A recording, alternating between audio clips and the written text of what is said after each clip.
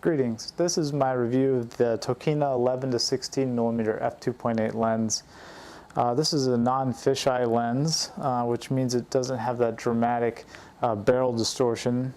If you watch my review of the Nikon 10.5 millimeter lens, then you get an idea of what I mean by that if you don't know what barrel distortion is. You can see it's a fairly sizable lens. This is on my D300.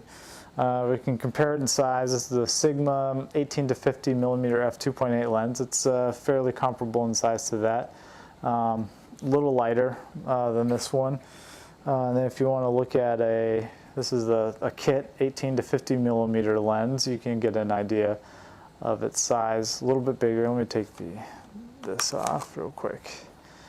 Here, so it's less.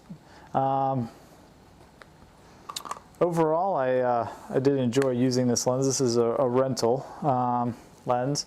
I rented it from Lens Giant. You could also rent from Adorama, and there's a few other sites as well that allow you to rent lenses. I figured I'd give this one a try. It seemed like it's right up my alley as far as what I like to have in for time-lapse with the Milky Way. It's a very wide angle, 11 millimeters, and it has an f2.8 maximum aperture, which is great for night photography. I was pretty impressed with the construction. I feel it's pretty solid. It is a plastic lens, not metal, which is fine though. It still feels pretty solid. I liked how easily you can take these off, and independent of each other. You can even take the lens cap off while this is on, which is nice. One thing that really impressed me about the lens, and I'll show you a few examples now, is that there's almost no barrel distortion, even at 11 millimeters, and I was not expecting that at all. I hadn't really looked at any of the reviews of the lens beforehand, and you can see that in this window shot, there's the edge of the window has absolutely almost no distortion whatsoever, so that was pretty impressive. There's a few drawbacks to the lens that I didn't really enjoy. The first one is that this is how you adjust between manual and autofocus. You slide the focus ring forward and backward.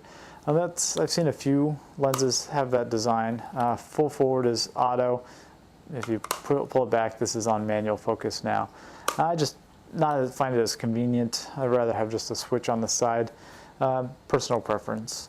The other thing, really the biggest drawback for me for this lens, if I was using it as a walking around lens, and that's what I mean when I'm just carrying my camera around, and I might be just at a market doing landscape, something around, just walking around, shooting whatever just comes my way. The close focus distance, it does not focus very close.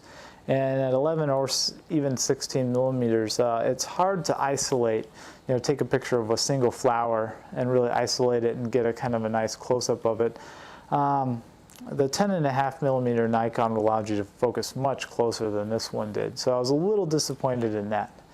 But as far as time-lapse goes, this lens is great. Actually, I would consider it much better than the Nikon 10.5 millimeter, just because of the fact that the lines are so much straighter. You don't get the very abstract, very severe barrel distortion, though some people may like that. I did like it to some degree, and I think I enjoyed that when I was walking around and taking photographs. This one, keeping the line straight, was really nice. Here's a few photos I took, some of the time-lapse. And then here's a short sequence that I shot using the camera, using this lens, of some time lapse on the Zeitz farm. Overall, I was really happy. I was happy with the lens as far as time lapse photography goes. I think this lens would also make a great architectural lens. Landscape, as long as you're not trying to get close to any single object, flower, rock, what have you, unless it's fairly large, just because you can't get that close focus distance that I enjoy.